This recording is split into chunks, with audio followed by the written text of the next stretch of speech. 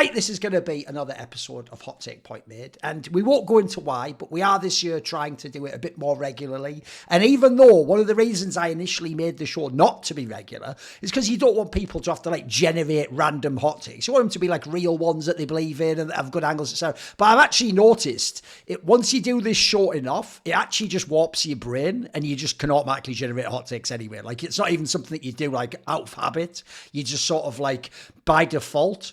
When something happens, you just think of stuff like, ooh, no one's picked out this angle yet. And then you just bank that one and then you come in and do it. So obviously it's pretty soon since the last episode. But as I told you guys, it was before the playoffs of kind of hates it. So in theory, loads of things have changed now. So does anyone have a hot take to start with?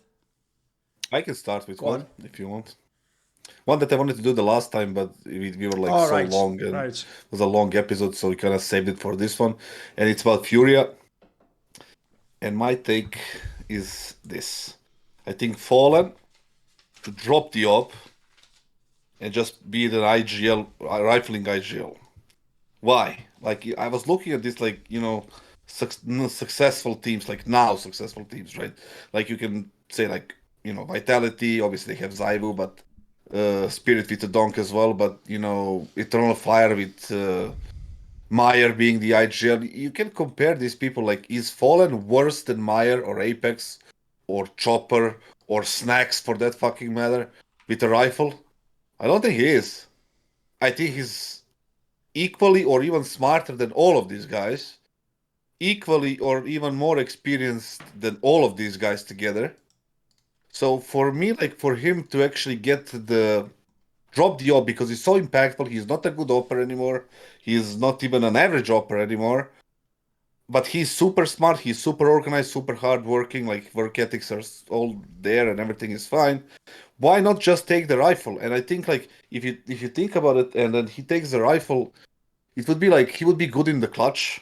Like, not the advantages clutch where you have like a guy on 3 HP and then, you know, you have to defend the bomb. Like, in a disadvantaged positions, like he can have to play the guy. I think he would do it better than Apex. He would do it better than Meyer. He would do it better than Chopper. He would definitely do it better than Snacks, and so on, right? We can name more IGLs if you want. But the thing is, like, and then they can pick up a South American or like some sort of a quality opper to fill that role by removing one of the players too. He gets a little bit of less responsibilities in terms of resources in the game, because if Fallen as 34, 35-year-old below average opper is taking so much resources of the team by buying those ops, getting it dropped, like all these impact positions.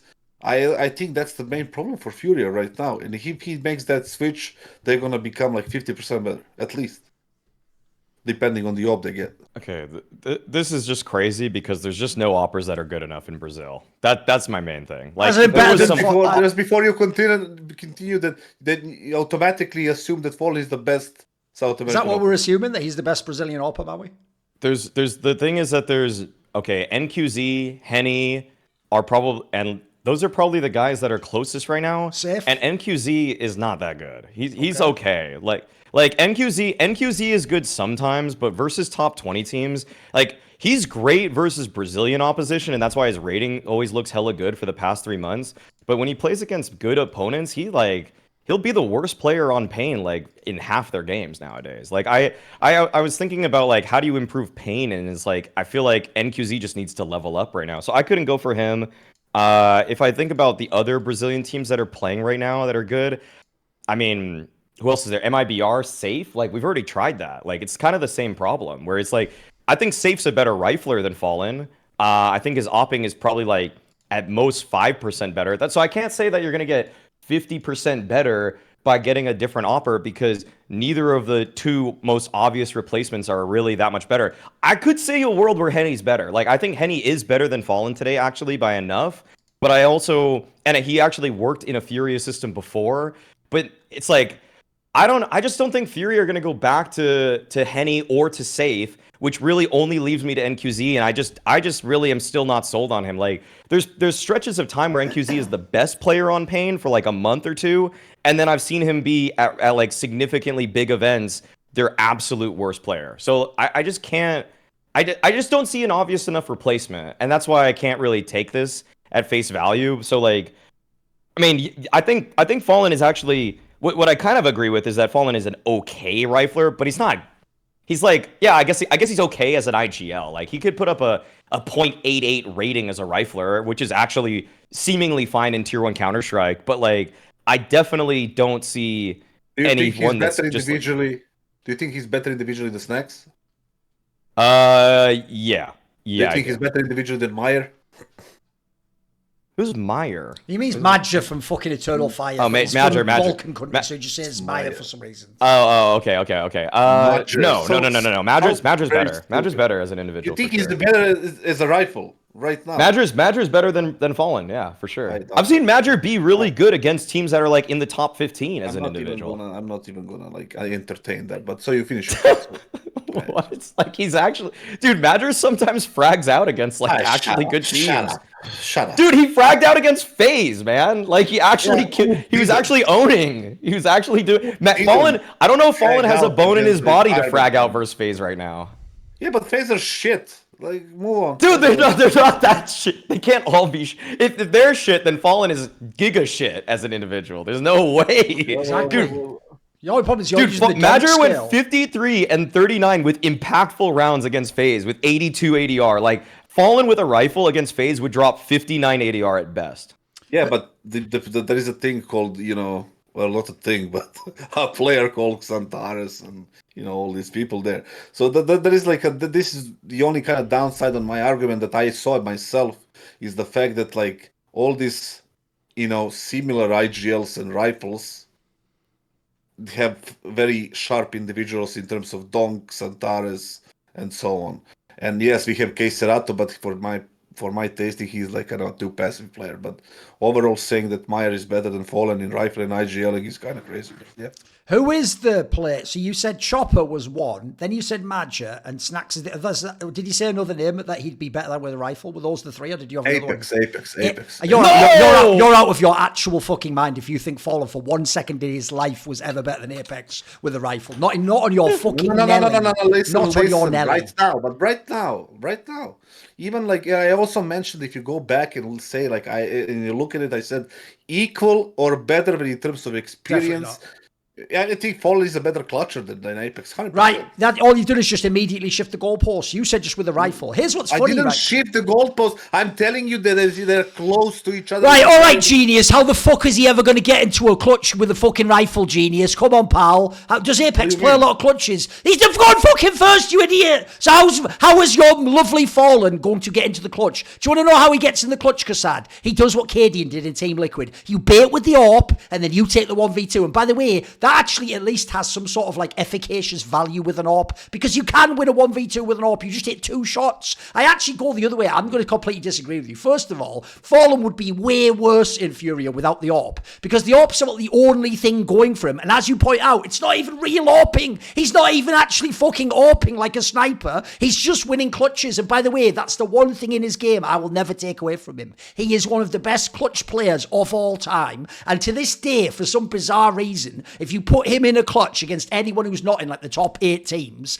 their brain still does that thing where they go, oh god, it's Fallen, and they like just into him in the craziest fashion I've ever seen. By the way, that's actually just a common trend with clutch players. People get scared of the name, they double guess what they're going to do, and they sort of just do a stupid move, and then you just get killed, because in your brain it's like you think you're being chased by Michael Myers, and every time you run around the corner he's just there waiting for you, and then when you get in a car he's just there waiting for you. You know what I mean? You have that thing. So that's the one thing going for him. And by the way, this is why I don't agree with you, Kassad, because even though I actually think he shouldn't be the AWP in FURIA, because I don't think he's good enough at it, and then, by the way, if you want a separate conversation, I also don't think he's a very good IGL, so for his sake, he shouldn't remove any of this stuff. Right now, he's got 2 most important roles that ensure he stays on the team. If I take that win, I'd just give him a rifle, right? I actually think, obviously, he'd be better than all those people on the clutch. None of them are fucking clutch players. They're all just IGLs that low frag, except the difference is Apex, as a normal fragger, is about twice as good as Fallen with a rifle. Madger's probably about 1.2 times or 1.3 times. He's definitely better, though. Like, I've just seen too many games where he did. So,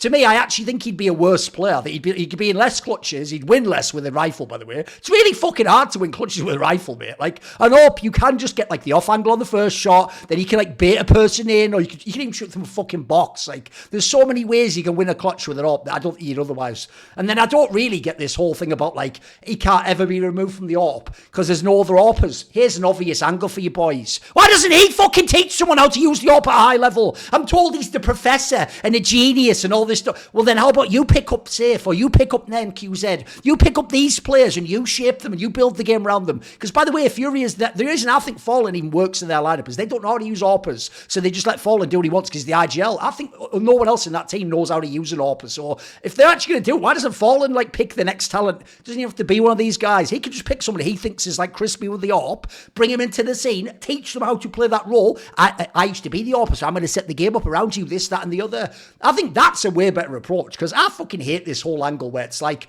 he just gets both roles by default, but no one thinks he's world-class at either. I don't know anyone who ever thinks this guy's world-class as IGL or AWP. We're just doing that logic of like, yeah, but who else can you get at this point in time? Like, that thinking, I think, sucks for Brazil, because I'm almost certain there are talents out there. We just don't know them, or they haven't been put in the right system. Yes. I was going to say the same thing. That doesn't have to be NQZ. That doesn't have to be Safe or Hennig, for God's sake. It can be somebody fourth, somebody there. There must be someone good, right? There's got to be someone out there. Yeah, of course. That guy Zach from, I don't know who is coaching him, like, which team is he coaching now? Okay. He used to tell me there is a lot of talents in South America, just they need to be, discovered in a sense, right? Okay. But to the kind of add, I'm not like fiery now because I'm super sick, but I'll give you a thing. Like, you kind of fucked yourself up a little bit because you said like do tell. Go ahead, do tell. Because you said like that he cannot end up in a many clutches as a rifle. Of course he can. What I was going to say, you completely ignored, is the fact that like I told him that he's gonna. I thought that he needs to take less resources. So be anchor player. Be a player that's not in the pack. Doesn't have to be in the pack. He has so many, and he's gonna end up in equal or more clutches in a sense if they have a good op, right? If they have a decent op, normal op, whatever. I do agree that that he in the last how many years hasn't been a good op, and he was there just because he was Brazilian, and they. He also does win clutches. That'll make you look like you're not as bad. Like, that's a impactful. And round. I have seen, and I've seen him a million times win clutches without a knob, with a rifle, where he's like out angling, understanding the positioning, understanding the timing of the bomb, of everything, right? And that's why I would give him, a chance to do it before I completely disregard him. I'm not saying this is some sort of a revolutionary idea that FURIA will become fucking top 3 team, but you tell me, if you put Fallen as an IGL with a rifle instead of snacks, is G2 gonna do better, for example? I mean, I'll give you a quick, obvious counterpoint is, does he not care about Counter-Strike, Kassad? Why is he not thinking about any of these ideas? Why he's just going to every tournament going, I almost made it out of the plane. Can I have my massive salary now?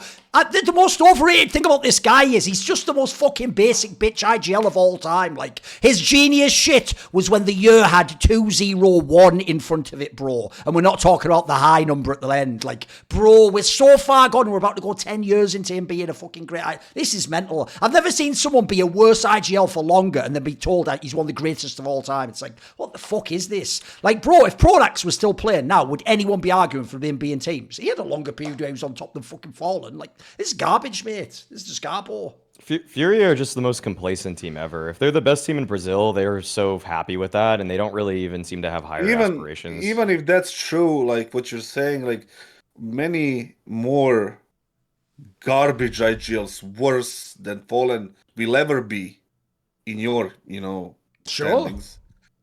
Won a lot of things. Yeah, they have some of the best players in the world, though, don't they? Like, if he had Zemu, maybe he could do that, mate. He doesn't. Well, so by your standards, Kassad is one of the best players in the world, isn't he? That's one player. You need more. That's the thing in CS2, you can't do it with one player, mate. You can't do it. You need at least 2 stars. Didn't fucking Spirit just show us that right now? Yeah, and they have the money to buy a 2nd star, which is insane as well, but they don't do it. Yeah. I mean, listen, the idea is there. Like, if they want to pull the trigger on that, that's on them. But I'm saying it could work simply because who do you want as an IGL there? Fucking Art back? I would bring the Big Azera guy in as a heartbeat. I would take that deal. Listen, Big Azera, yes, he's all right. Here's the problem, Kassad. Right. I think you're being weird. This is one area also that I despise about Fallen's mythos, is this like myth that he's the greatest guy ever just trying to make his team win. Bro, that does not at all what his career moves look like to me. They look like the most cynical move to the highest paying team at all times. That always happens to be almost the most famous team, in which he can then sell all of his side businesses. He can make all the money through the fucking companies. He can make all the gear. He can be on all the fucking adverts and the broadcasts and can do all that shit. But it never seems to me like he makes them, like when you're saying those things there, like he's going to give up the AWP to someone else, which by the way, immediately threatens his job because now he has to be an amazing IGL. And then he's going to choose to willingly be a B anchor. Are you out of your mind? There's no universe he agrees to that, in my opinion, Kassad. I agree with you. It would probably be a better thing to try. I don't think he'll agree to that because that's how you get yourself kicked, mate. That is how you low frag and get kicked from the team. And that's why, Duncan, that's a hot take. Hot take. Okay, well done. He got us on that one, Maui. Okay, fair enough. Fair enough. Okay, I see what he was doing there. You see how he set us up there? He allowed us to go crazy. Okay. Now it feels uncomfortable though, doesn't it, Maui? Now he's invaded our area. That was what we did to him all the time. It's not as cool when he does it to us. It's bullshit. Yeah, I know, exactly. Pay for your own medicine. Okay, let's go. Okay, I have one. And I feel like I'm making this take because it's not a flip-flop take. It's not a reactionary take. It's actually it's a take that is like I have verifiably shown that I already held this guy in very high regard in a down year, and then when he started doing well, I said, okay, I can just move him up one position. This isn't really that much of a stretch for me. I think a lot of people are getting narrative whiplash, or they're maybe overreacting and suddenly just like, vaulting people just off of one result. But for me, this was just a simple +1, -1. And I'm just going to say that last year in the HLTV panel votes for IGL of the year, I put Apex as my number 2 IGL of 2024. Well, now he's number 1. He's the best in-game leader in the world right now. I don't think that there's any reason that I would consider Alexi B above him today with the last 3 months of results for Navi. I definitely don't think I could put Chopper above him right now because Chopper is just so one note with, is Donk going to drop a 1.5? That box is not checked. Sorry, you don't win the game, okay? Then I think of some other in-game leaders right now. I still rate Kerrigan incredibly highly as an in-game leader, of course, but I can't really say that he's the best in the world when the results for however long, like it basically like Kerrigan might be the best in-game leader in the world when it comes to majors right now for CS2, but for every other tournament, there's 90% of the calendar beyond that, so I can't put him there. And then really, like, we're not seriously going to consider Snacks or Shuhei or Blitz to be above him right now. So, and I think I'm gonna just go out on a limb and say I don't think from what you said, Kassad, and how Thorin has reacted to Major in the past, that you guys are gonna say he's there either. And then you're moving out of basically the top 8 teams at this point. Like, no one's gonna make the case for Kixan or Twist or Fallen. Okay, so like, yeah, I think simply put, Apex is the best in-game leader in the world right now. Oh, the thing is, like, that's not such an insane take, but it's not like completely, that I can agree with, simply because let me ask you this: Shiro and Donk against ropz and Zaivu, who do you rate better? Man, that's really close, just so you know. Like, Donk's better than ropz. Donk has more impact on games than ropz does when he's... Disregard, like, the guns they're using, right? It doesn't matter. He means that which combo is better out the two. Like, combo is, like, which is stronger, dangerous. What's the better 1-2 punch? I would even say this. I think that Donk and Shiro is a more complementary duo. I think that they are more naturally fit for each other. Donk's going to run in first, Shiro's going to clutch. Like, that's exactly what I want from my star 1-2 duo. And Chopper couldn't win a map against a duo that is a little more predisposed to the late round in Zaiwu and ropz. So yeah, I would take Donk and Shiro. I know that obviously they just lost to them, but like, if you took the day before that grand final, who do I think is the better duo? Donk and Shiro. I think Donk and Shiro's better. Well, let me ask you this then. Let me ask you additional, like, a sub question. Who would you rather put in under, like, another international lineup? For example, G2, FaZe, Falcons, doesn't matter. Well, Chopper I think or Apex. Oh, okay. Oh, Apex for sure. Yeah, Apex. Yeah, You think I would Apex take would do better than Chopper in like, because like Chopper is doing even beyond kind of native language and stuff like even that. Even beyond language, I've seen better systems and I've seen better mid rounding from Apex recently. I never really rated Chopper super. Chopper didn't make it on my top 3 last year for in-game leaders. I thought that everything that Spirit showed in their vlogs and in interviews was almost not praising Chopper, and it was all praising Holly. And if I go like IGL to IGL, I do have to think about what are our reasons for rating their coach highly. And so, like, for example, come on, like Xtaz versus Holly, I think most people are taking Holly today too. Like, I think the coaching aspect is what brings Spirit up tactically and game plan wise more. And I feel like, come on, like Xtaz, like, dude, I don't really still know what he's bringing to the table. I don't know. Nobody knows. But I was gonna say that just because of that, I was gonna examine these arguments together with you to kind of make my final call on this one, and I do have to agree, because once we went through these topics, it does make more sense. Also, there is a question of who utilizes their players better, right?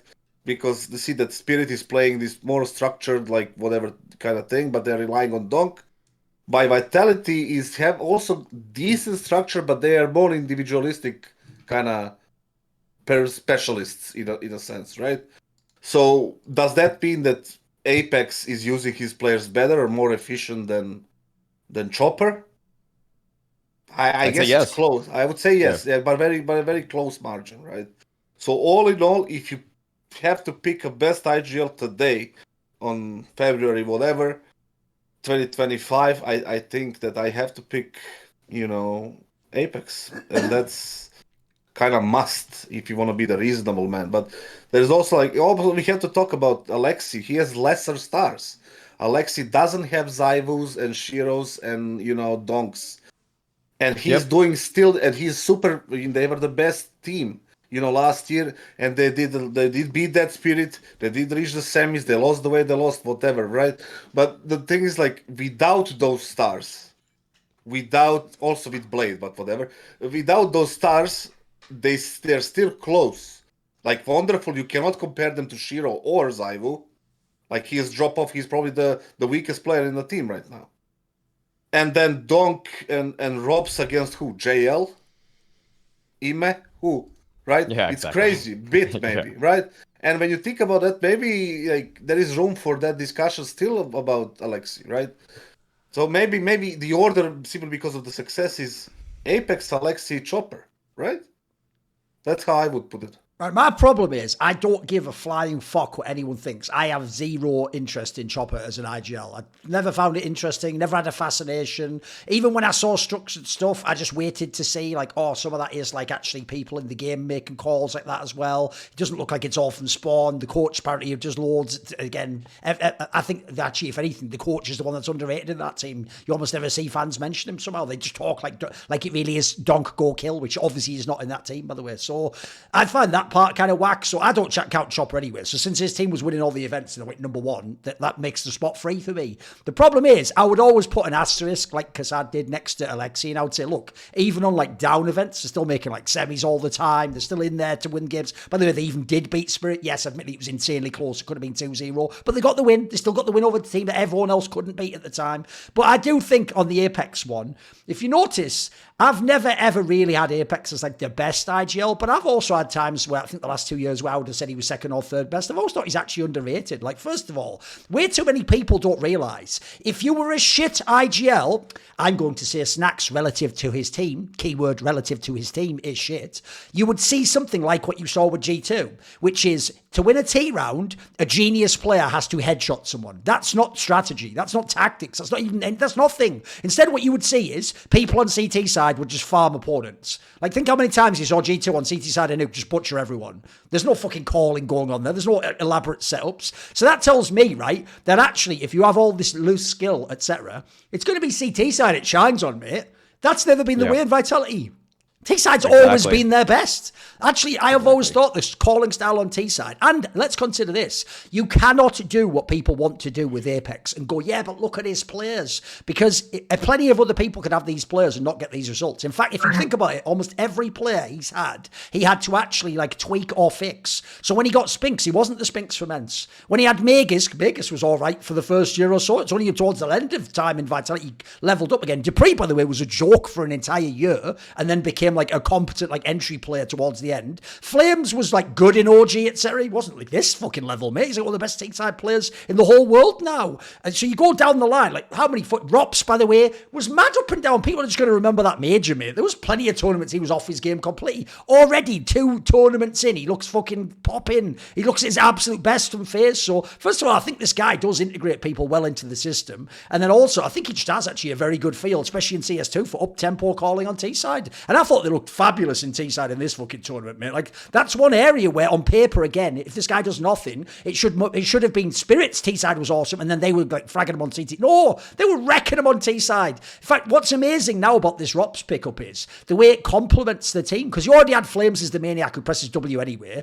Zeewoo's somewhere in the middle, and ropz actually has already found, like, his place within that sort of, like, fucking aggression spectrum, where he just slots right in, and now their team looks fucking dynamite. Yeah, sure, they have to frag still. So, put it this way, to answer your question, kassad, because I think it's a fair one, like, what if he didn't have Zeewoo, etc. though? I'll tell you right now, mate, this is how convinced I am that the Snacks thing is overrated. If you put Apex tomorrow into Snacks' spot, that team would be a top 5 team in the world. They would fucking cook, bro. Imagine if he had Malbs as his Flames, and he has That's fucking, and he has M0NESY. Yeah, it is right there. And he has M0NESY as his op. Mate, I think he might be as good as Vitality. Like, I think he'd be as good. It may be a very good roster. Yeah. Might even be better. It actually might even be better, because Hunter could be a secondary voice too with them. Because oh my god, I think that there's one. Yeah, there's one thing that I really want to bring up. I had some more like numbers to back this up a little bit. So like one thing that we've used in the past, I feel like people have moved away from this a little bit, but I'm still gonna bring it back up. Is that like we would often look at the nuke T-side or like the nuke of all these like top teams in history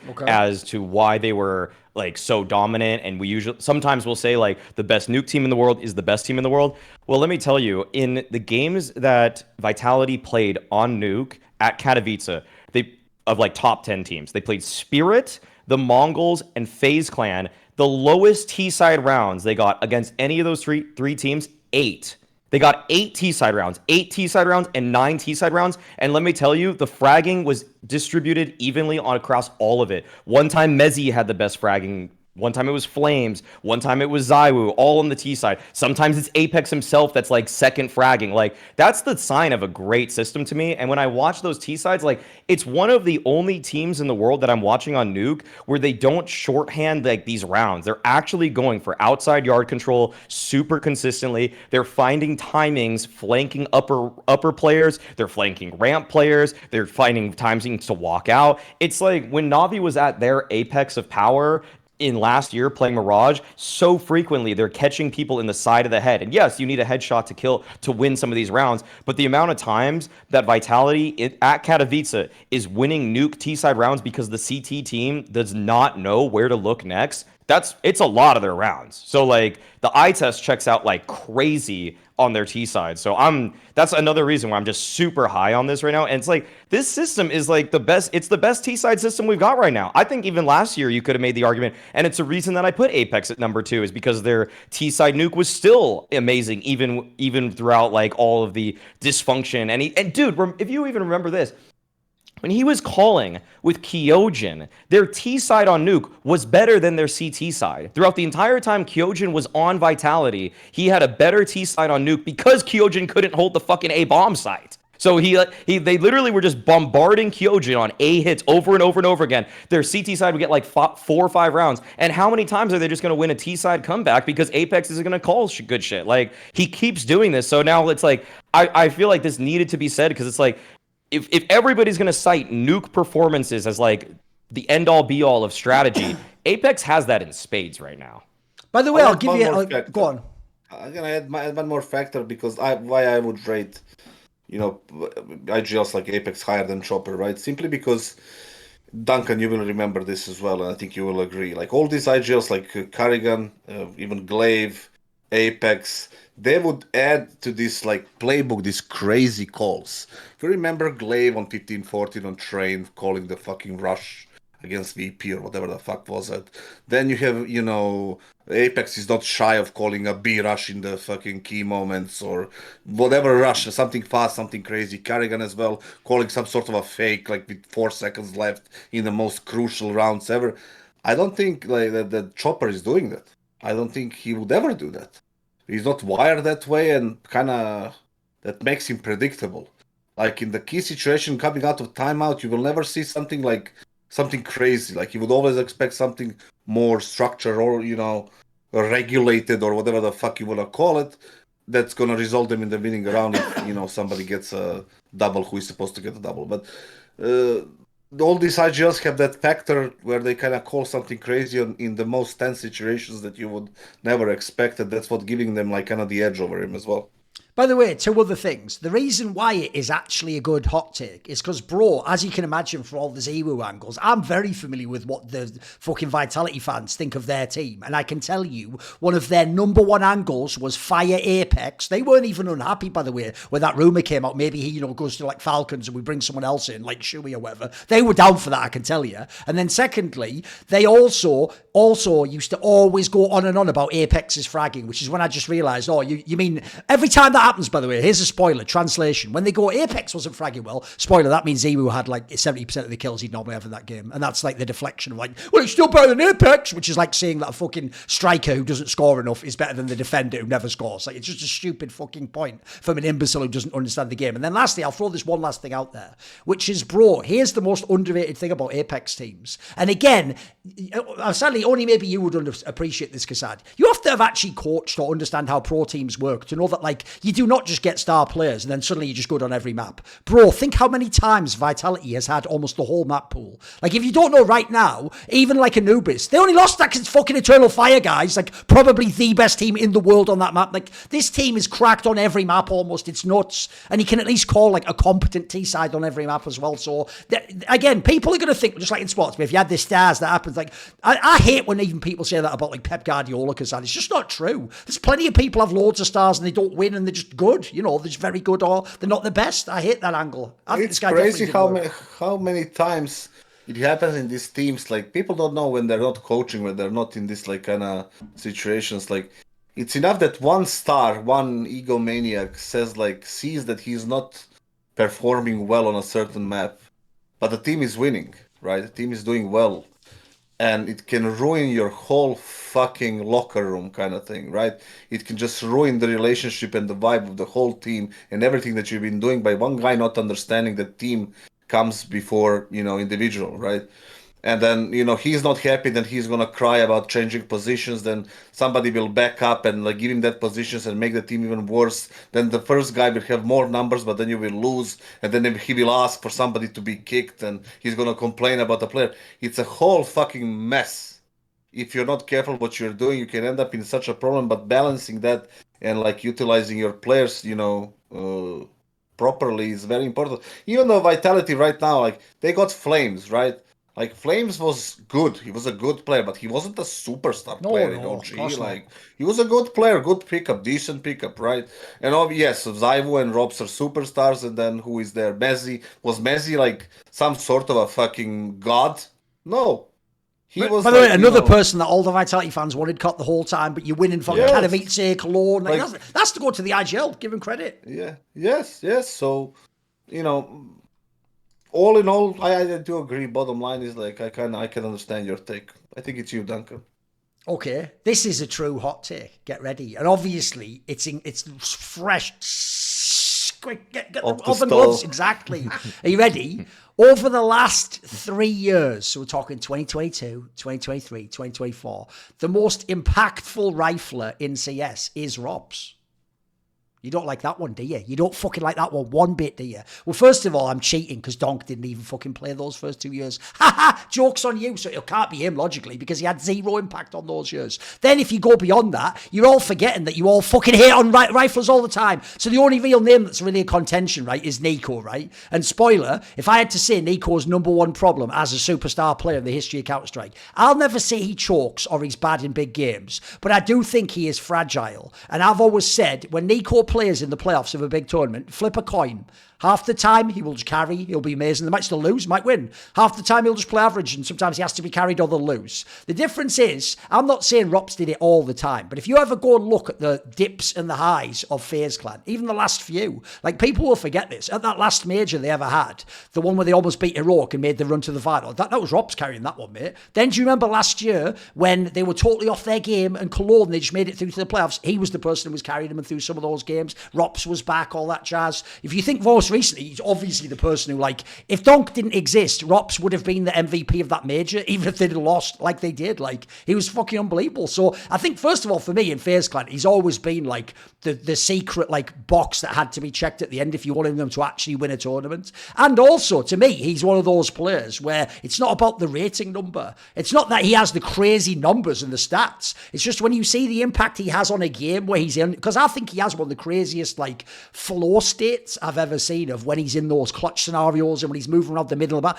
In fact, if you ever seen the comms videos, I was actually very shocked when Karrigan started releasing those, because I was expecting ropz would be on some, like, shit like where the lurker is like the secondary caller or something, and he's like relaying info all the time. And say, as far as I can tell, bro, they say he just says nothing, and they just let this guy sort of freelance, and then listen, it was just working for like a year and a half in FaZe, and they're just like, well, shut up, I guess, and let the guy just win the clutch magically. And if you see already, immediately, even though people were a little bit unsure, I was never unsure about this move when I heard his team up was Zero. I remember thinking, that's fucking genius. You put someone who's probably the best player in the first 2/3 of the round with a fucking mega closer who now doesn't have any pressure to carry. Like, this is fucking chef's kiss. So obviously it is a hot take and a half. Like, NiKo exists, fucking a whole bunch of other people existed at this over these years, but there you go. I'm putting it out there because I'm not talking about fragging. I'm not talking about stats and envy. I'm talking about impact, just raw impact on the game. I think this is one of the most impactful players in the last 3 years. Or he is the most impactful player. There you go.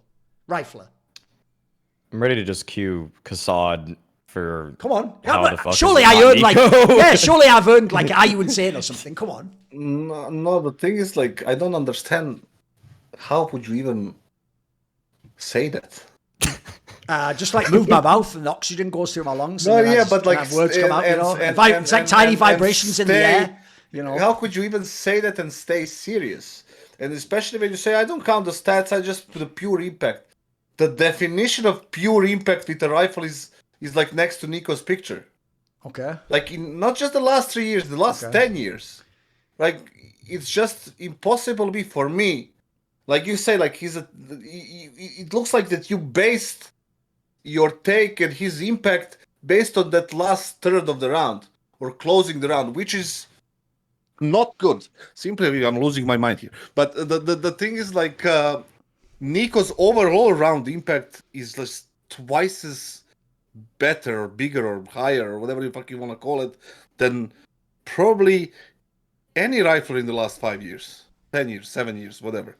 Right now, yes, we had Donk crazy, but like 1 year doesn't mean a thing, like in the big scale or the big picture. Let me do that usual thing, kassad, where I ask you a question to give you like a lifeline, and then you just like make that into like cement shoes and go to the bottom of the ocean. Do you think NiKo's better at clutching than ropz? Just say it, motherfucker. You know you want to say it. Just say it. Just say it out loud. Just say out loud that you think he's better than ropz at clutching. Go on. In a 1v1, no. In a 1v2, probably. The only 1v1 he wins is against his fucking self. What are you talking about? NiKo's the guy, by the way, was that's why I said 1v1 no. NiKo might have the best 1vx's that he doesn't win of all time. Listen, Duncan, let's not get stupid here. Let's not get stupid. The problem is that NiKo sets his own impact for himself, and that's how he distributed throughout the whole round the last 10 years. ropz gets to be set up and then he does his impact. Those are two different things. If you compare that, you're crazy. Like, you're crazy. No, here's the difference. The difference is this. If it's in the mid-round, NiKo's way more impactful. He'll get 2 kills, he'll open your round, he'll break a... Problem is that doesn't win you the round. ropz literally closes the round. At the end, it's over. You've won the round. That's it. Well done. Yeah, it might be easier to you. I don't know how by the way. Spoiler, where are all the closers in CS2? I must have missed them all, mate. Where are they all at? Everyone I see is just a dickhead pressing W with a rifle. Like, I don't see closers. If you want to talk about closers, then let's talk about closers. But if you want to talk impact, then we can talk about impact. Closer is another dimension. You know, Bit is a good closer as well, right? Right, not in the last 3 years the best, but he's good as well. He's good. If you want to say, like, from 2020 on till 2025, who has been absolutely the best closer? ropz, hands down. But impact-wise, like creating impact in the round, causing like important, like, you know how in football. I think closing rounds pretty impactful. I think that's a pretty impactful thing to do. You do win the round, when, like, you know. But you kind of have those things like set up for you more than, for example, for NiKo or other players in that caliber, right? Well, let me ask you this. You know, in football, the term pre-assist, right? You know what it is, like the pass before the assisting pass, right? Yeah, it's just. ropz doesn't have a pre-assist. He doesn't do shit. No, he's just Harry Kane. He's a fucking non-existent. He's a ghost. Yeah. But NiKo is pre-assisting, assisting, and clutching. Less than ropz in terms of clutching, but a lot more than assisting and pre-assisting. A lot more. ropz is equally good as NiKo. I can give him that in terms of like secondary voice. So I tilt you and just point out that ropz has won way more tournaments with Brokey as his AWPer, while NiKo had M0NESY, prime M0NESY, and he's just winning. He's won so many banana cups. Fucking the man from Del Monte gives him a free calendar every time. We are not. That's not like moving the goalposts right now. We are talking individual players, not fucking titles. You remember that he had a fucking hooksy for 2.5 years.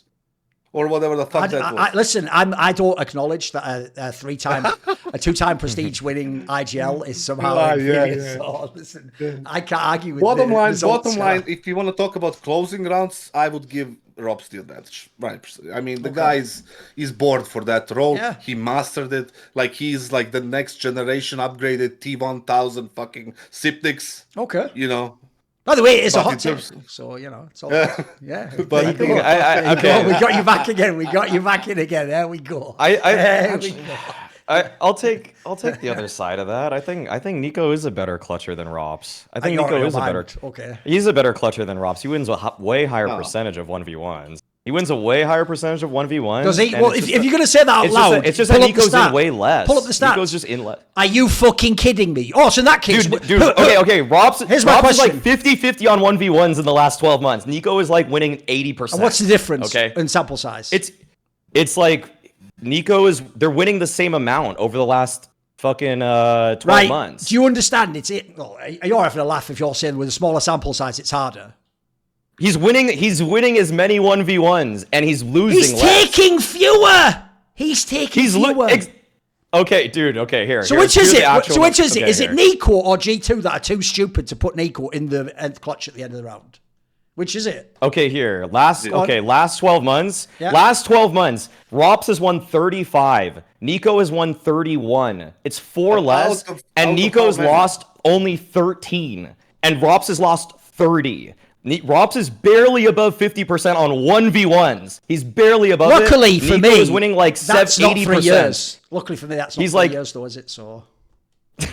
In the last year, NiKo's winning like 75% of 1v1s. Also, I'd have to actually... Listen, he did say 3 years. It's all right. It's all good. By the way, I'd also have to see these 1vx, because here's another example, Maui. Do you want to know what's a way easier 1v2 to win? I know is that ropz saves like a motherfucker in these 1v1s. He saves in 1v1s, okay? It's so stupid. So he loses the 1v1s by saving now. I don't know why we're even bringing this up, but okay. I mean... Okay. I'll just take the initial point here, okay? NiKo's way more impactful. It's not even close either, because ropz can't do anything that NiKo does. NiKo can do stuff ropz does. He definitely can't close around like that. I've watched the whole fucking He definitely can. He definitely can clutch. Tell you what, I would challenge you on your stream. Stop being a pussy. Actually pull up a whole bunch of clips, not just ones that you pre-selected. Pull up like 10 random clutches that are from that list there and show me how great the NiKo clutches are. Here's what I think you'll see. You'll see rounds where like m0NESY killed 2 people and they had the comms where the guy is, and then NiKo just goes in and kills a 30 health guy. Meanwhile, ropz has like the most unbelievable... Put it this way, I could off the top of my head name like 3 rounds that are better than any round NiKo's ever won in his whole career in a clutch. Like, it's unbelievable. I'd even suggest to you right now, try and tell me right now off the top of your head an amazing NiKo clutch. The Deagle one on Cash, obviously. From about fucking 8 years ago. Are you out of your mind? Bro, that's like the most obvious one. Case closed, I win. Case closed. Okay, name a roster. You just told me the stats that last year he's winning all these 1vx's, and your pull for NiKo winning a clutch was him with machine going. Like the number of clutches and the clutch capability, or we are like trying to relive the fucking highlight of somebody's fucking. If you can't even remember it and you're only going for number on a screen, what are we even doing at this point in time? That's the point. There's none that are memorable. The joke is the most memorable one is the one he didn't win. You can all remember that one, the Mirage one where he smashed the table. But bizarrely, no one can just name me like a famous clutch. I was going to say the nuke one with the Deagle, but whatever. Was that recently? That was on a major in where the fuck ever was it? You know, against NAVI, remember? The Deagle. That's a long time ago now, isn't it? It's a major final. You mean for 2021? Fucking hell, you guys are making my case for me here, boys. I'm bringing up stuff from recently. Which is it? Suddenly we're going on. In the same match that he almost won that insane 1v5, he won a 1v3. All right, I'll tell you what. Do you want your hot take to be NiKo is better at clutching than ropz? I think NiKo's better than ropz at like 95% of this game. What is he better at? Being called He's ropz? not better at anchoring behind a box, okay? That's the one thing. I'd put ropz behind a single box if he's like an exec coming at him than NiKo. I'd basically say NiKo's better at everything else. NiKo's better at entering, he's better at taking space, he's obviously better at helping his team in terms of communicating and setting them up. I've seen entire tournaments where ropz doesn't have a single flash assist. Like, sure, he's like not supposed to always be in those roles, but it's like, even when he's with his teammates, he doesn't throw fucking nades, he doesn't pull them out. NiKo is trying to set people up. Like, if I watch a ropz demo versus a NiKo demo today, it's like, NiKo's spacing off of his teammates is so much naturally better also. His synergy with people like, I mean, it is his cousin in Hunter, but like his synergy with Hunter is better than ropz' synergy with anybody else on the planet. That's why ropz looked so fucking clunky with Frozen all the time. It's like he doesn't naturally know how to play off of teammates nearly as well. I'd rather have NiKo standing next to me in a 2v anything versus ropz all day. I'd rather have NiKo next to me. He knows how to play off his teammates. He's just a different of what we expect and different from NiKo. I think he plays a lot later than other players and a lot slower, or whatever you want to call it. And he doesn't play as slow as ropz, though. And a lot more baity, right? The problem with, saying that's bad is the fact that he wins most of them.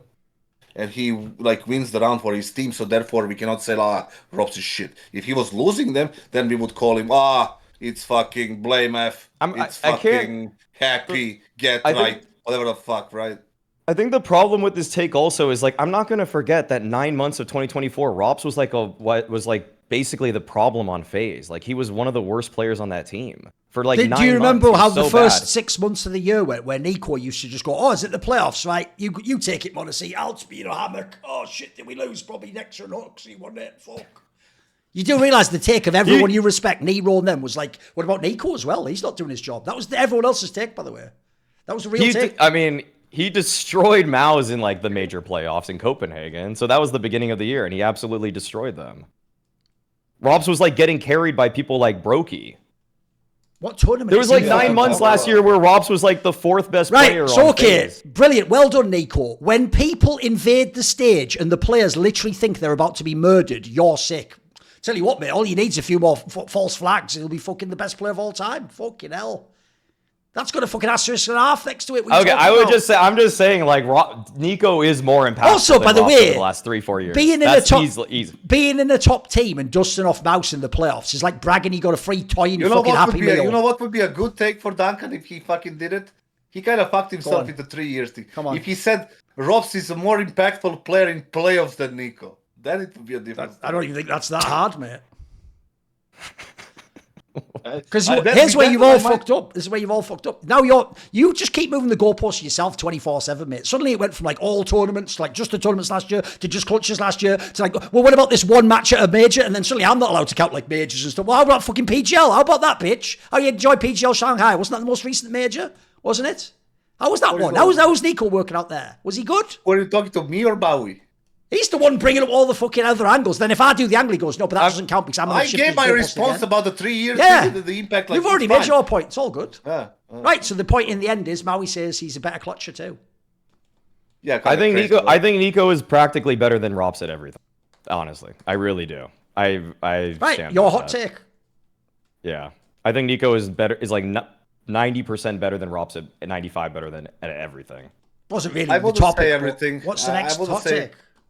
Clutching would be like the thing is like no he gets nothing kassad. He's like kassad, like ropz literally isn't even a good player because by definition 9 months of the year he wasn't good. He was the worst player on FaZe. That's literally a phrase that was said out loud there, by the way. And also I never said that. You literally did. You literally compare other listen. Aspects. I'll let the fans. The fans said for 9 months he was like the 4th best player. Nah, you said the worst, but the fan obviously I would never say that because Kerrigan's worse. Obviously, we're obviously not counting Kerrigan. That gets taken out the equation. You mean the worst of the other players, which is what you've just confirmed. So fans can rewind that. You did say that. So that's your take. That's your take. It's all good. If you take a look at it like clutching ropz, opping NiKo, impact NiKo, pistols NiKo. Impact's the only one I'm counting, mate. The point here is, as I made it clear, I actually think, unfortunately, people will never acknowledge that winning a round is technically the most impactful thing you can do in a round. You're making it sound like he just shoots one person in the side of the head with one bullet. Like, he still has to do things in the round. By the way, it's actually, like saying it's the whole scoring goals is the most important thing in winning a football game. It quite literally is. Of course it is, but like you cannot score goal alone. Like somebody needs to do something. But here's the difference. It's also the hardest thing to do, though.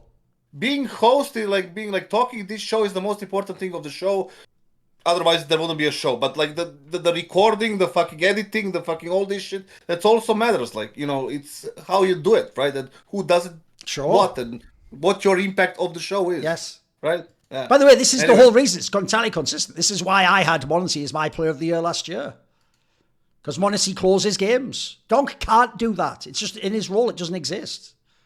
Yeah, but he does a lot of other things better. Yeah, which is why, by the way, it's a philosophical debate. Like, technically, by the way, if Donk had played all 3 years, he wins automatically because if you want to count like opening kill, no one could do it like him. So by that definition, he'd be the most impactful player ever. But I don't think that's how people count impact. So it's also a discussion about impact. Yeah, but it just ended with ropz' burst at everything. Whose turn it is? Yeah, who's it now? It could be you or me, kassad. I mean, I can do it if you want. Do you have a good one? Sure. Do you have a good one? Not really a good one, but it's just like I'm just based on the Katowice playoffs and stuff. Okay. So, Eternal Fire won't make top 4 in any single tier 1 event till. I mean, you can pick a date, but I'm going to say till the end of the season. Listen, by the way, that is a mad edgy take. I think most people actually now would say they're a team they expect to see in all the playoffs and making sense. What's the reasoning? What's the reasoning? Based off what I've seen, like obviously, first of all, I have been in the situations myself, and I have seen too many teams like kind of riding the wave of confidence and being in a good form. But eventually, like everything else, it drops down. It drops down, and then you start making, the form drops down. You don't shoot as sharp. Your calls are not the same. People read like what you're gonna do simply because you have no time to prepare for the next event, and and they're coming in more prepared than you. For example, like you can look at Maus or somebody like right now coming into this PGL thing, right? And overall, I think that Eternal Fire has started the year very good, right? Finals and quarterfinals, they had a chance for the semis, they blew it. And I think they would have a good chance against Vitality in the semis if they manage to survive the quarters. But it's their own fault. And I think based on that game that I saw, I think the form is dropping a little bit. And the fatigue and the fact that they cannot renew or replenish their playbook is going to, work against them in events that are coming. The only way I can see them maybe kind of bouncing back is after the season. Right now, they're going to be a strong team. And based on these performances, I think they are in a good ranking spot to be invited to most events, this most important events of this season. But I don't think they're going to be reaching more than the quarters at all. I think as soon as Xantares, drops off a little bit and people start reading what they do, the tilt is gonna come. Voxic will not drop 40 like he did against, who was it, Complexity or somebody in one of those maps. It's just, for them, a lot of crazy things has happened in the last 2 events to kind of get them. Obviously, they played good. I'm not going to say they played shit, because they did play good. They had to beat G2 twice. They had to beat different teams. They lost to Spirit and now to Mongols. But overall, if you lose a 2-0 against Mongols, that means that something is going, something is dropping off a little bit, right? Because we saw Mongols, as good as they are, they got dismantled by Vitality. In the semis, they were nowhere to be seen, right? My eye test is like the feeling is telling me right now, based on what I've seen and how how the games went, their form is going to be dropping down, and they're not going to make past the quarterfinals till the rest of the season. But if you don't like that, you can extend it for even more. You want to take this, Maui? Yeah, this is something I talked about at the Blast Bounty, that I was kind of like, you got to temper all expectations with Eternal Fire, because I think that they started the season exactly what they needed to in order to qualify for the major, but then whereas everybody else who made roster swaps in the offseason is going to actually level up their tactics and develop cohesion, and I'm talking mostly teams like FaZe Clan. I was talking about teams like Vitality at the time, even Maus to an extent, who I'm not very high on. I think that all of them have way more firepower and individual ability over Eternal Fire, but they're just playing catch up right now in terms of tactics. Even G2. I think even G2 is going to probably... I can't see G2 getting worse tactically, and so they're going to improve lightly. Eternal Fire can't continue to be a better team and have better strategies than G2 forever, because eventually people just copy other people's strategy. Everybody just gonna like the strat roulette that just passes hands through everybody. That's gonna bring Eternal Fire back to earth. And I think the problem with this take is that, and it's the problem that I had when I realized like I made the Maus take of them not making playoffs, is that unfortunately like 5 teams that are locked in like ESL and Blast soft exclusivity partnerships are going to be ditching some of these PGL events, and I think that it's going to give some of these teams a free run to a deep run. That doesn't count for the hot takes though. Like we mean real tournaments with all the teams there when we say that. Like come on. Okay, well then I would just hold up my end that Maus is still not going to make real playoffs, and I'd also say that I don't think Eternal Fire is going to go deep, because I think that Blast Bounty is going to be their. I mean, it's very easy for me to say this. Blast Bounty will be their best event of the year, or of the 6 months. Okay, like if they do another change, I'll assess them then. But like everybody is getting better right now. Like Vitality improved dramatically from the Bounty to Katowice. I'm pretty sure FaZe is like, I don't know what tournament it's going to be, but between one and another, there's going to be this leap in their performance. And sorry, Eternal Fire, that was your chance already. Now it's gone. The problem is, I in general agree with the overall take. It's just that the idea they can never make like one semi, they'll probably make one, mate. They'll probably fluke one out of nowhere. The problem is, I do think, to me, the difference is, if people want to contrast the 2 teams, it's the perfect 2 teams to contrast, Mongols and Eternal Fire. I have so much more respect for Mongols and the way they play and their understanding of the meta. And that's one of the things actually about Eternal Fire. Look, I love to watch them because I do actually enjoy just smash mouth Counter-Strike where you just run in and shoot people and you have all crazy like fast movements, people taking duels. That is sick to watch, in the same way as it's sick to watch combat sports where someone just beats the living shit out the other guy. But the problem with doing that is, just like in combat sports, you have to give a punch to take a punch. You have to take a punch to give a punch, if you know what I mean. Like, you will also get your own head knocked off. Like, have you noticed 2 things that are disturbing about Eternal Fire is this. One, even though I actually think they have some of the most skill man for man in all of World Counter-Strike, they very rarely ever stomp people, bro. Like, they have so many OT and 13-11. Fucking hell. It's like a nightmare trying to get them through games. They're not very good at closing games. Then also, on the Magic front, I actually just don't think he's that good at Niger. I think he's very average. Like, to me, first of all, when they don't frag, holy shit, this team has nothing. And even worse than that, even though people have been memeing it on the broadcast, it's true. He's actually not good at conditioning opponents. Like, he really does just do like the same thing 5 times in a row, but it might have stopped working 3 times and he just keep going to that well. And it's almost like you are thinking, which, by the way, is how noobs on HLTV think. You actually are thinking, it's like, but Xantara shoot them in the head. It's like, that's not CS. Like, that's like, Xantara shoot them in the head comes after. Did we call the right strat? Did we move the CTs around? Did we use utility to create then you make him shoot. It's not really just like run down that corner like old Apex and shoot him in the fucking head or we lose the round. Like, that's not CS. That's not IGLing. So I also think the difference is, if you compare them to Vitality, and I know people are going to think that's ridiculous because they've got Z, mate, the Vitality don't have like 2 times more firepower than Eternal Fire. They have like, what, 1.2 times more, so not much, like a little bit more, and obviously mainly in one player. Bro, Vitality actually giga stomp people. They have games where they just shit you on like 13-5 and you're not even in the game.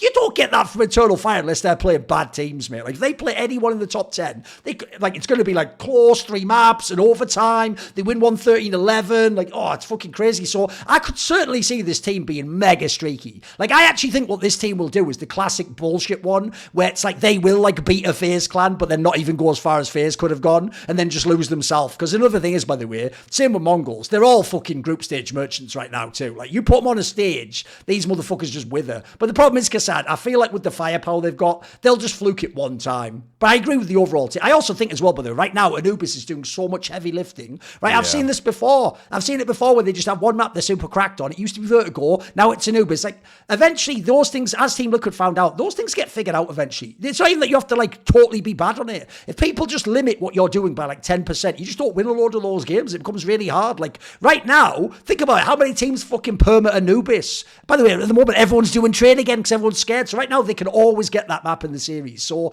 I'm with you. I think they're certainly going to be mega overrated, unfortunately. I also agree with the roster move aspect. This is the time right now where you need to capitalize and like win an event or make more finals, because sooner or later, these teams aren't shit. FaZe is going to get it together. G2 might even get their shit together. Who even knows on that one? There's a whole bunch of squads will be better. Team Liquid might be better. There's a whole bunch of teams when you go down the top 8 can probably improve. Whereas actually, there's the other thing.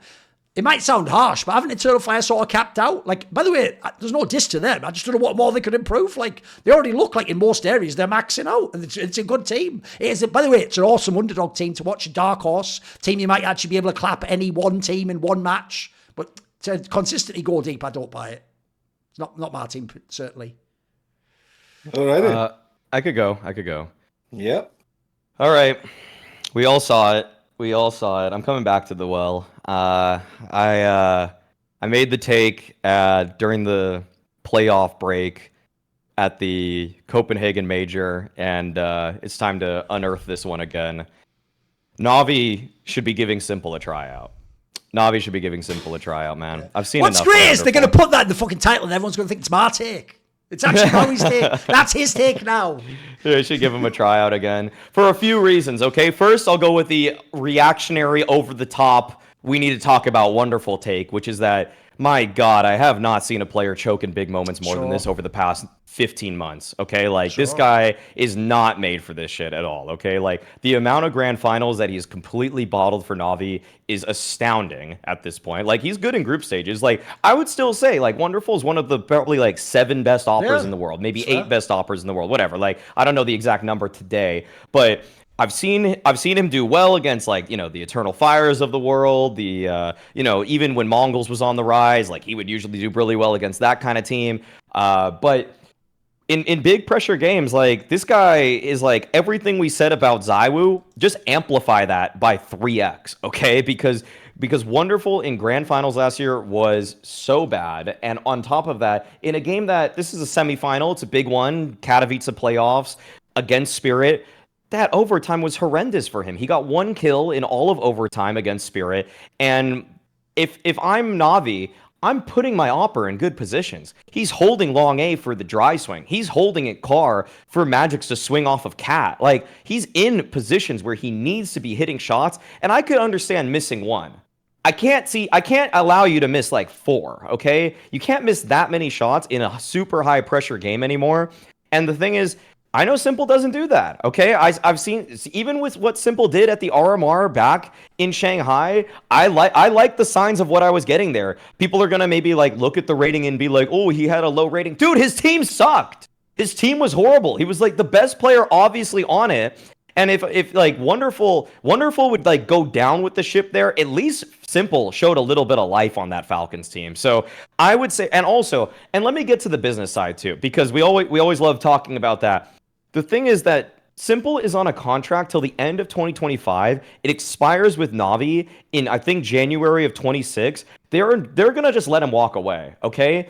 there's a reason to give him a tryout beyond the fact that he could actually just replace Wonderful. If you show glimpses of what Simple is capable of, maybe you're not going to get the full buyout, but you could work out a deal with a team that's desperate. Maybe it even is Falcons again, you know, because maybe they actually get enough points as a core that they're able to carry the VRS points after a while, and then you could actually replace Dexter, okay? There's a bunch of operas in the space right now who still haven't taken a love to CS2, that they still feel a little bit like they're a shadow of themselves or a shell of themselves for what they were in Go. And Simple is worth taking a risk on at this point. If you give Simple an opportunity like this on Navi, you could actually make a good business decision for yourself, and you could also potentially solve your choking problem in big games. And also, what's the biggest problem with Navi right now? You have good tactics that carry you a pretty far distance in these tournaments, but then when push comes to shove, you are always behind when it comes to firepower of the other elite teams. I'd say even FaZe right now has better firepower than Navi, but I'm not going to take FaZe in a best of 3 series versus them because I think that they're still behind in chemistry. But I would say that, like, if they get Simple, they can resolve a lot of these firepower issues and big stage pressure moment issues where the game plan isn't working, because right now, for Navi to win, the game plan has to go perfectly, and somebody on that team needs to overperform per their usual metrics. Simple would become a regularity in popping off the page statistically and in terms of output, and he's a guy that can actually say, fuck it, the game plan isn't working today, because sometimes we see that from Navi, and that's why Navi last year were the team that you would see them get blown out on a map and they'd bounce back, because they would have a bad game plan for one map, they'd lose it, and then the next map they have a good game plan. Well, Simple's the kind of guy that can actually make a bad game plan into his plan and then just say, fuck it, first 6 rounds are looking bad, I'm taking over. And that's what they need. They need an X factor, because right now Navi to me have 0 X factor at all. Thoughts, okay. I think you took it like too many different directions, to be honest. Like, there is so many things that you went in. It's like hard for me to kind of pick one, but let me see if I can think right. He's wonderful, raising some red flags right now. Yes, he is. He's not really. Remember last year, he was the first player we talked about. You know, when it came to the Navi's succession, right? Like, they've been good. Wonderful has been performing. He's really good. He's really good. Yeah. Right now, we are not talking so much about him at all. Actually, I don't think anybody mentioned him at all in any kind of positive context throughout the first 2 events of the year. Yeah. And any time that he got mentioned was just because of his like lack of numbers or performance. I do agree he misses a lot of shots and he does, but also to think about it so early, for me it's a little bit crazy, because we used to do that with the Ime as well. He's not fitting into his role. He's this. He's a liability. He's this, and now he's one of the most important players there. Like, his numbers and his, like, you know, positions and roles and what he does is kind of super important for the team. Is bringing Simple necessary only in a case if you don't have somebody else that can kind of deliver what you're expecting of in terms of numbers. Right now, we saw Simple playing twice in CS2, right? And both times we were, less than happy, right? Is this the old Simple? I don't think so. Can he be the old Simple? Maybe. I mean, he definitely has the mindset for it. I mean, I saw that clip with the Ferrari and all this shit. I don't know. Like, it's just for me, if you want to, I don't want him to end up like Conor McGregor, you know, in a sense. Like, yeah, I was the top of the fucking mountain. I was the king of the universe. I was this, and now I don't give a fuck. If you want to take that route, take it. But I'm not gonna consider you into a Dummy lineup. If you want to get back to your own mindset, working, grinding, fucking that, then definitely let's give him a chance and see me. And the only aspect is that kind of agree with you is that the contract thing. Let's be honest. Navi, aside from that play like Simple shit, is very marketable. You know, and he can bring you a lot of fucking sponsors, simply because who he is, where he's coming from, and all these things. Like, you know how things operate in our ecosystem and in our industry. I think he can bring you a lot of cash. And losing him at the end of the year, what did you say? The contract is expiring at the end of the year? That's as far as I know. Yeah, I think January 26th is roughly around the time. Let's say it like that. End of the year. NAVI has never been an organization that has been known for like shitting the bed in these business terms, right? Ever since they got like, what was that Arbalat guy was in charge of whatever the fuck was that back in 2011, Duncan, if I remember 2010. With Czech and fucking Edward and all these people, Starix. And ever since then, I didn't see them make like some sort of a bad business move, something that like Australis would do, or EG, or all these like potatoes right there. So they surely have something in mind. I don't think they're gonna let him go for free. I think that either gonna sell him half of the season, like things happen in the football, or they're gonna do what you suggested, give him a chance. The most logical and kind of the most flowing turns of events would be the fact that give Wonderful a couple of more events. If he ends up being, bad or less than good, they actually give Simple a chance till the end of the season. If things don't improve, if he's not the Simple, they sell him, right? To somebody, some Ukrainian or gambling super whatever sponsored team, who cares, right? So I see those scenarios happening. I don't see a scenario where he goes to Falcons. I just don't see it. I'm rather seeing M0NESY there than Simple. But you never know in this fucking industry what's going to happen tomorrow. So overall, I think it's to be the point stands, but it's just too early to do it now. Maybe April. Something like that. The thing is, I just don't think it will happen. Like, I think in a weird way, one of the actual negatives on this angle, if you listen to my Blade interview, is Blade went out of his way a bunch of times to stress about how this is the most rewarding part of his career, working without a superstar. He even basically said about people like Simple, like, why should you build a whole team around one player, etc. Like, so I think, unfortunately to Blade, the vindication of his approach to CS is to do it without someone like Simple. So I actually think he might be somewhat like hesitant to do a move like this, even though I actually think it's a great hot take. Like, I think this is exactly the gamble I would take if I was NAVI. Because first of all, it is easily the most criticised player who has clearly issues in big matches. So already you're not losing that much by taking him out. Then you add in the whole thing of like, I do think within the system, it looked like he played how Blade wanted. Simple played and had a fantastic system based around him about how he opted that also set him up to be in his absolute prime when he was playing that scenario. So, like, I don't even actually know personally that I think the 2021 Simple is better than 2018. I think his team was just set up better around him because he didn't have fucking idiot Zeus and he didn't have, like, whatever the fuck Kane used to do. I don't know, hold Zeus's pocket. I could just say jokes like that because I am who I am. So I actually think, here's the thing. It's not that this would definitely work. It's why it's a good hot take, but it's a great gamble because I agree. If you added him in, he wouldn't even have to be old Simple, mate. He'd just have to have a bunch of impact rounds and have a bunch of games where he just pops off, or have a map like a Mirage or something where he's good again. I'll even throw this out there. The worst map for their team is Nuke. Mate, that's Simple's fucking home map.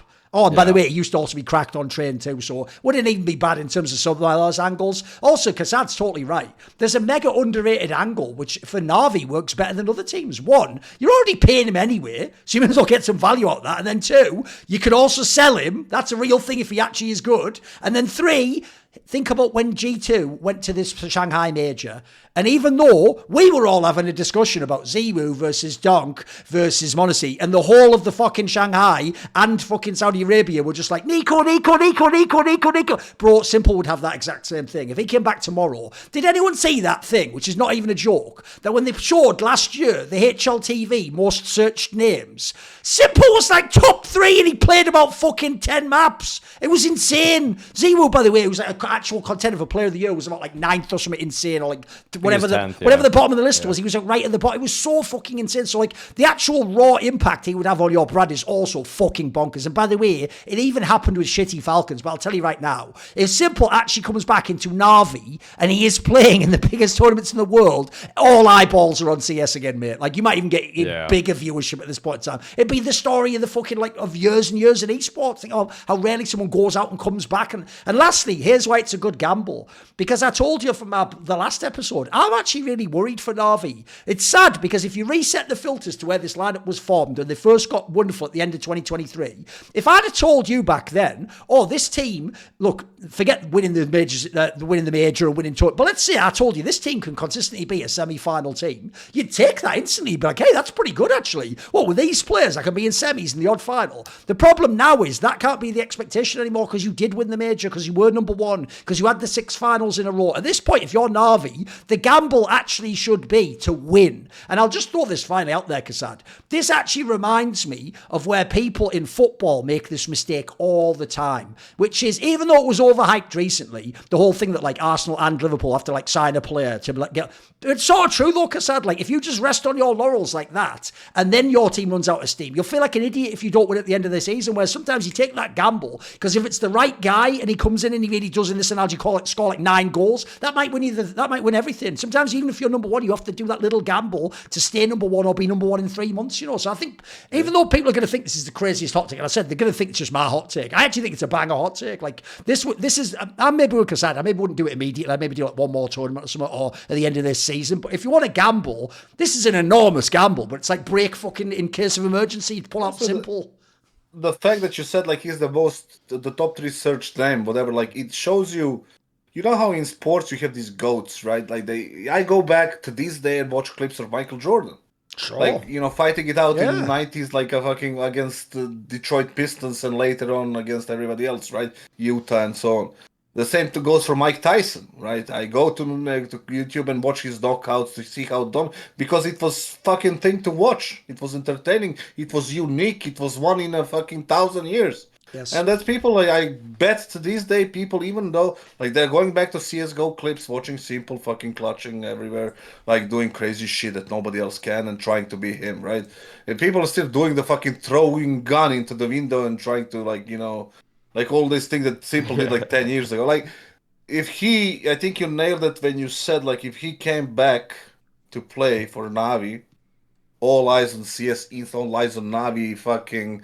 viewership skyrocketing crazy. So there is value, a lot of value in giving him a chance. I think so, especially in situations like this. So yeah, Duncan. Right, here's the thing, boys. Whether or not Simple is washed, what's important is whether his game stinks or not. So with Mando, this is actually whole body deodorant, safe to use anywhere on your body, your pits, your balls, your thigh folds, your belly button, your butt cracks, and your feet. Certain people have more of those folds than others. Again, gets you nice and clean either way. It's also created by a doctor who saw firsthand how normal body odor, which most people suffer from. In fact, that's actually a thing if you don't know that genetically affects different cultures differently. Back, spoiler, Europeans, we are the ones that have a body odor of a particular type. The problem is, basically, it was misdiagnosed and mistreated. Like, you might know what people tried to do instead is actually, like, kill off all the stuff, and then that's essentially like a negative. The actual problem with body odor is it's actually produced by the bacteria eating the sweat, and then like their byproduct is the body odor. So you actually don't need to be so aggressive with it with all chemicals like people do. Essentially what you need to do is just control the actual odor part, and that is what this does. And even better if you're a gamer, it has been clinically proven to block odor all day and control it for up to 72 hours. So it's not even like you have to be on like some religious every day, twice a day. You could do this like once every 2 or 3 days and you're going to still be in good shape. Also, they've got loads of different products. Like they have the solid deodorant stick, which is powered by mandelic acid to stop odor before it even starts. They have the spray deodorant, which is aluminium free, ideal for hard to reach places because it's a spray, obviously. You don't have to be able to get your hand in there. All products are baking soda free and paraben free. They have loads of different scents. Actually, one of the best features of this, I've pointed out in the past, I'm not the person who's going to be getting all soaps that have all like floral scents. The flavours for this one are actually sick if you're a man. Like bourbon leather, clover woods, Mount Fuji, Pro Sport. They're all legit. I actually like that bourbon leather one. I got some one that Maui's a fan of. They've got loads of different packs. So basically, their Mando starter pack is the perfect place for new customers to start. It comes with a solid stick deodorant, cream tube deodorant, 2 free products of your choice. Like you can pick the mini body wash or deodorant wipes. I would recommend them for gamers. Just have some next to your PC. And you get free shipping. So as a special offer for our listeners here on Hot Take Point Made at Last Free Nation, new customers get $5 off a starter pack with our exclusive code. That equates to over 40% off your starter pack. Use code HOTTAKE Hotake, all one word, at shopmando.com. That's shopmando.com. Please support our show. Tell them that you sent us by using the code, and obviously save $5 off that starter pack. Smell fresher, stay drier, and boost your confidence from head to toe with Mando. Thank you to Mando. Thank you to anyone who supports Hot Take Point Made and Last Free Nation. Right, I've got a take for you boys. And this is one where I actually intentionally tried to come up with a take that you would never expect me to give. So here it is. Right now, m0NESY is not even a top 5 player in Counter-Strike. Now, here's where this already gets spicy. Because in your brain, it doesn't make sense. Because he really was absolutely battling dog to the end of last year to be the best. But first of all, he dropped off right at the end of the year really hard. Like his numbers just went off a cliff. Secondly, if you go and look even at his numbers for this year, it is being hella carried by that one series against Bet Boom at Blast Bounty, by the way.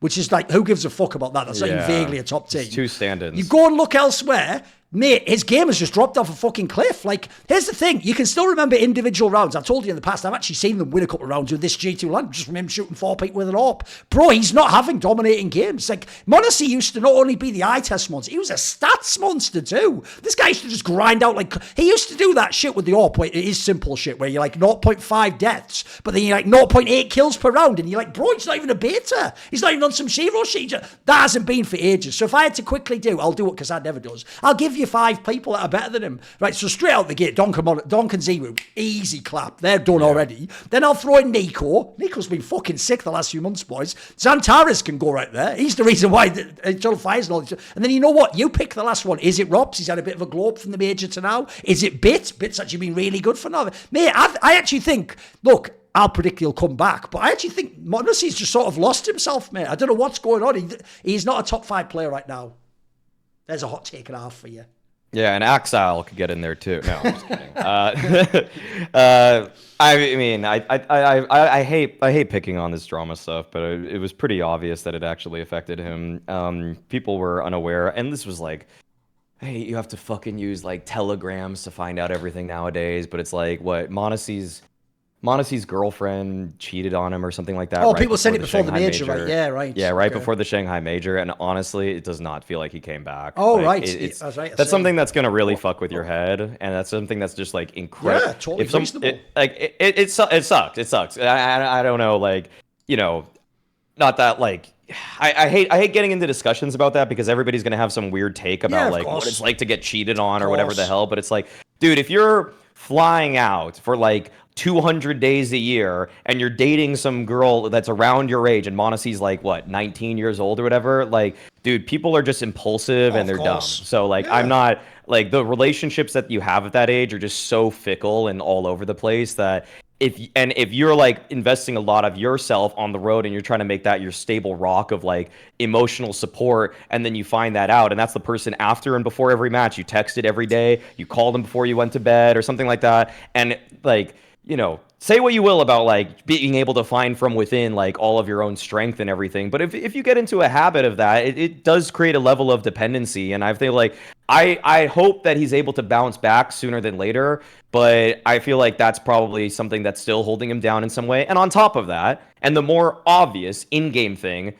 the calling is shit, and so he's on a team that's being completely hamstrung by the fact that their T-sides are just like, want to talk about Magic calling the same strat over and over again. Look at G2, for fuck's sake. Yeah. Like, so I don't think that the T-sides are behooving him whatsoever, and I don't think that out of the server he's feeling the right way either. So this is something that he's going to have to deal with, because Counter-Strike's obviously better when s1mPLE's essentially the natural spiritual successor to s1mPLE is playing at a world-class level.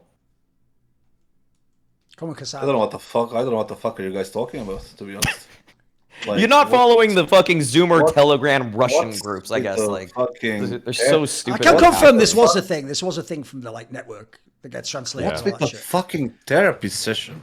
Like, who gives a fuck if some girl cheated on him? Like, that doesn't mean a thing when you are on the event. Like, everything kind of shuts off when you're competing. Like, you don't care. Like, you have seen people like losing their parents and, you know, winning events. Like, who gives a fucking flying fuck if she fucked some other dude somewhere?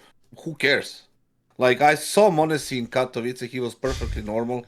I talked to him multiple times. He seemed perfectly fucking normal. He wasn't like, oh, I've just got to get back to my room. Yeah, obviously he's not. What's he going to be doing at all? Go on. He didn't seem fucking rattled by anything. He was like cheerful as always. Also, they have a good performance coach who is a good personal friend of mine. Like, when I talked to him, there was nothing going on about, like, you know, happenings in the team. Everything was fine. Look, even though I know what you mean by kassad, that would be insanely unprofessional if the performance coach told you. No, he didn't come here. Yeah, by the way, like, NiKo's he's really torn up people, yeah. No. He didn't come up and say, like, listen, hey, kassad, these guys are fucking, you know. He said the team is fine. Like, we talked about M0NESY, he's doing fine. They have nothing specific, like, really nothing. Right? And the bottom line is, like, of course he's going to play worse. He has more things to do. Right now, there is no NiKo to carry all that fucking impact we spoke about an hour ago. Plus, he's got way more things to do because he's out of the tournament earlier. So he's got whole days. Yeah, nobody can be sightseeing. Nobody to call. Yeah. No, the thing is, like, of course he has more things to do, right? Like, NiKo is not there to carry all this impact. So he needs to carry more right now. Hunter is, like, you know, on his, like, kind of up and down, you know, trajectory. The rest of the team is just figuring out, and then they have a shit caller. And plus, on top of everything, Duncan, the time is kind of passing by to the point where he's unstable with his contract. He doesn't know what the future holds. Like, is he going to stay here? Who's going to be in the team? Probably the public is pressuring. God knows how many messages he gets a day from random fucking people. And he's 19 years old. Probably his brother, who is his agent, is pressuring him to do something. He probably thinks he knows what's best for him, but he probably knows shit. That's why, M0NESY, you need to talk to me. No, I'm just kidding. The thing is like obviously the pressure of performance itself, and you can sprinkle the girlfriend shit. I guess it will affect a little bit more of his performance. To say based on those 2 months that he's not top 5, technically, in terms of eye test and like stats in 2025 in the last month and 10 days. Yeah, maybe not top 5. To say top 5, like, in general, overall, no chance. Like, he's not gonna be in those top 5. But right now, if you say, like, listen, in 2025, these 2 events, M0NESY didn't look like a top 5 player, I agree. But to say that he's not a top 5 player, I don't agree. I like the way if kassad started his own agency. Obviously, the way he'd run it is just like, right, we're gonna put your contract at 80% of NiKo's. Well, why? Because I could get loads more. Listen, you're not NiKo. Do you understand that, sir? But I'm Donk, yeah, and maybe one day you can be NiKo. But for now, you're not. Okay, so we're gonna be setting your salary, like, and then also. Duncan. We're going to give them a deal, though. They're going to get a discount on Hunter, though, if you join the team, though. That's the rule, because for whatever reason, 10% they're taking from these players, these agents. 10%. Come to me. Mate, what I want to know for real, because I low key, I thought Hunter was just like a chill guy, but I now realize he must be like Littlefinger from Game of Thrones, because holy fuck, has this guy not played well, but somehow like fucking zigged when he should zig, zagged when he should zag, he ducks, he fucking knows when to, like, he knows how to do that shit in school where you keep your hand down at the back, but they don't notice because you're at the back, so they just like, someone, in this scenario, like Malbs, no, wrong answer this time, Malbs, oh shit, the Hunter's like, you fucking idiot, you only answer the easy ones. I don't know how this guy stays in the team. Is he some sort of mesmerist or something? It's fucking crazy, bro. Is he like, listen, can I have 5 minutes with you guys? Watch the pendulum. It swings left, right. It is 2019 and I am in crazy and I am fucking crazy at this game. What does he do? How does he do it? I don't know, because boys, 2023 was a while ago now, but fucking hell. He just can't. He's unkillable. So funny. He's unkillable. I don't know how he stays in these teams, bro. What's his take? Come on. Vu's take of Hunter was so funny that the reason NiKo actually left for Falcons is so he wouldn't have to cut his own cousin. That's a pretty good one, I can't lie. And that is sort of what CS players are like. Like, even if they thought it did need to be done, they don't want to be the bad guy who swings the axe. Yeah, like, exactly. You know, I have to step in and defend Hunter, to be honest. Yes. Well, you don't have to, but go ahead. Go ahead anyway. Why break the habit of a lifetime? I know. No. Right, let's let the man who's signed Nexa multiple times tell us why Hunter's good at CS. Go on. Fuck you, I'm not going to do it. No, do it for real. Give it a proper go. Go on. No. The thing is with Hunter, he's very important in terms of, like, you know, what can I say? How can I phrase it best? I think that he tends to be the glue for the team a lot. He tends to do a lot of work that other people don't. Okay. Like he picks up work of other people as well. He is good in talking to people, very like, socially. Okay. I guess I don't know what the word is. He's a more normal guy than the others, right? He's not that nerdy. He's like one of the most normal people in esports. Yeah, that's a real factor. He grew up in a healthy family. I know his mother. I know his father. I know like bunch of both families of Kovacs, and they grew up very healthy, right? So he has a perfect understanding what hard work means, and I think people appreciate that in the team. Right, the form will drop, the form will go down. Like if it goes too down, then you get sacked despite your hard work. But if you maintain some sort of a level, but you still work hard, people will give you a chance. And I think Hunter is one of those guys that probably works the hardest, even though he has like a wife, 2 kids, doing shit all the way. He's still committed to living healthy, eating healthy, working out, doing CS. Like I think people tend to see that as an example. And they kind of respect him for it. And they, even when, he's like super committed to the game as well. Like you can see him being super passionate when they lose and they win. And it all tends together. Yes, that he's formed like it was in 21, 22. No, I mean, we see that nobody's fucking blind. Well, what's the point of the drop where they say like, this is enough, we need to go for a fresh blood? I don't know. That's on G2. I don't think he's there yet. But then if by the way, that shit all sounded great. Like if this was a fucking Hollywood movie, Kassad, and Hunter's role was being played by Joel Edgerton, just look it up, I'd be pulling for him so fucking hard, bro. He'd be going home with that flannel shirt, saying everything in Serbian about, I'm trying, honey, for the family. I'd be pulling for him so hard. The problem is, this is pro sports, and I don't give a flying fuck about any of that. Can you put the crosshair on the head? If you can, you're in. I was going to add at the end that esports is a performance-based industry, right? Yeah, that's the downside of it. If you work hard and do this shit, but they play football, but you're fat as fuck. Also, by the way, I will say, I could also accept Hunter if you had the same lineup as last year, but someone better than Snacks. If you just had a better IGL, I could maybe live with that. And that, he's adding something. But the problem is they had enough holes in that team already, mate. They had enough holes. I mean, there is also like we are tolerating a lot more like worse players. Oh, absolutely, yeah, of course. Like look at Falcons. I mean, when is the conversation about Magisk gonna start? So maybe on a future episode of this show, Kassad. Yeah. I mean, there is a lot more like these things that kind of goes untalked about.